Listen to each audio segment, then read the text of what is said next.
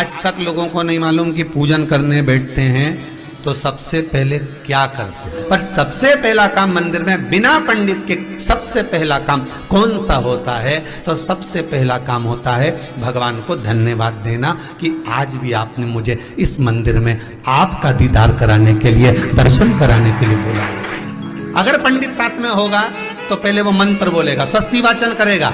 स्वस्ति वाचन करने में उसको अर्थात भगवान के लिए भी प्रसन्नता और आपके लिए भी प्रसन्नता। पर आपके पास कोई ब्राह्मण नहीं, आपको कोई स्तुति नहीं आती, आपको कोई मंत्र नहीं आता, आपको कोई साधना नहीं आती, आपको कोई तप नहीं आता, पर आप इतना तो कर सकते हो कि भगवान के मंदिर में जाकर उनको धन्यवाद दे सकते हो कि तेरी कृपा है जो मुझे चलकर यहां तक बुला लिया, 2 कदम चलाया, यहां तक बुलाया, ये तेरी कृपा है। और बड़ी कृपा करी जो डलिया भर के पूजन का सामान भी लाई, बड़ी कृपा करी जो दूध भरकर भी लाई, बड़ी कृपा करी जो कलश भरकर भी लाई। कितने लोगों का फायदा है कलश भरकर मंदिर ले जाने में? देखिए जरा कितने लोगों का फायदा। हिंदू धर्म में विष्णु पुराण में, पद्म पुराण में लिखा है, सौभाग्यवती नारी जब भरा हुआ पानी का लोटा लेकर कलश लेकर जाती है और उसको देखकर कोई व्यक्ति निकल कर चले जाता है तो जिस काम के लिए जाता है वो काम सफल हो जाता है। मंदिर का ही लोटा, मंदिर का ही पानी, सिर पे पल्लू लेके हर हर महादेव, बस शिव जी के चढ़ा रही और इतने प्रेम से रिझा रही। अब फ्री का पानी था तो एक लोटे में मन भी नहीं माने। अरे करा तो भगवान के सम्मुख में पहुंचकर अगर आप जल का पात्र भी लेकर जा रहे हो, भरा हुआ लेकर जा रहे हो, तो कितनी प्रसन्नता की बात है। हिंदू धर्म की रीति है, जिस पात्र को हम जल चढ़ाने लेकर जाते हैं उस पात्र में भगवान के चरणों का जल लाते हैं, खाली पात्र नहीं लाते। क्या लाते हैं? भगवान के चरणों का जल। उस चरणोदक को लेकर आए, घर में रखा, सबने अपने नैनों में लगाया, हृदय में लगाया, चित्तवृत्ति में लगाया। खाली पात्र हम लेकर वापस नहीं आ रहे हैं।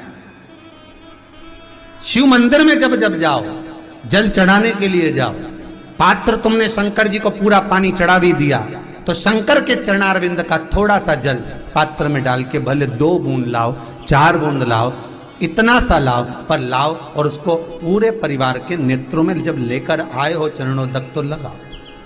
पर खाली पात्र नहीं लेकर आना। खाली पात्र लाने में ध्यान दीजिए, जब आप पूरा जल समर्पित कर देते हैं, जल समर्पित भी पूरा करना है, भगवान को चढ़ा रहे हो तो पूरा समर्पण होना चाहिए, पूर्ण समर्पण। इसलिए शंकर भगवान को अधूरा समर्पण नहीं, इसलिए श्रीफल भी पूर्ण चढ़ता है। शंकर जी के मंदिर में श्रीफल नहीं फूटता, पूर्ण श्रीफल, बेलपत्री भी पूरी, चावल का दाना भी चढ़ेगा तो आखा, फल भी चढ़ेगा तो आखा, फूल भी चढ़ेगा तो आखा।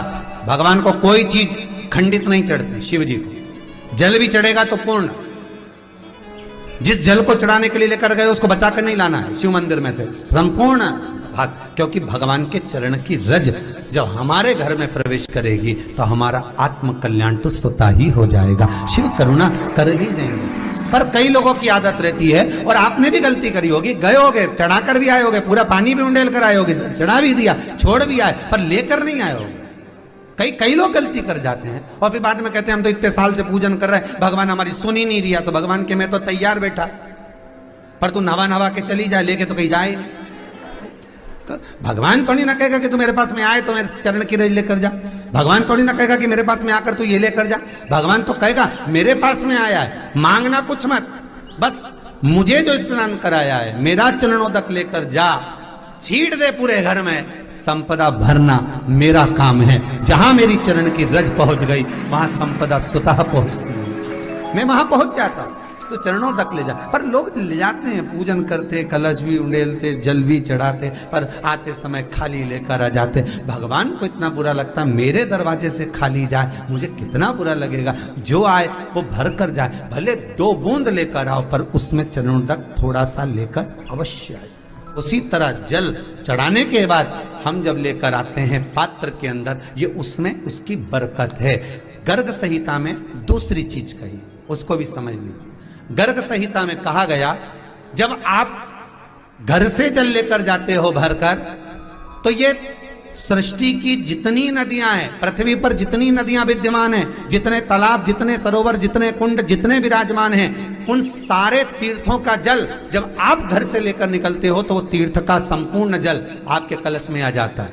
और जब आप उस जल को शिव पर समर्पित कर देती हो और 2 बूंद चरणादक लेकर जब जाती हो तो शिव महापुराण गर्ग संहिता पद्म पुराण कहती है वो जल साधारण नहीं रहता, वो गंगा जल बनकर तुम्हारे घर को पवित्र करने के लिए पहुंच जाता है। वो पवित्र गंगा जल बन जाता, उसको लेकर प्रवेश कर जाता। हम बार बार कहेंगे भगवान के मंदिर जब भी जाओ ना, चेहरे पर प्रसन्नता होना चाहिए।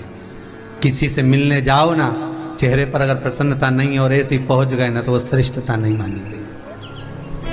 तुम तुम्हारी बहन के घर जाओ, सती मैया जलकर भस्म क्यों हुई? माता सती के भस्म होने का कारण क्या था? सती को पिता पर जितना क्रोध आया उससे ज्यादा क्रोध सती माता को अपनी बहनों पर आया कि मेरी इतनी बहन, ये 60 की 60 बहन मेरे सामने खड़ी रही और मैं आई तो प्रेम से मुस्कुराई तक नहीं।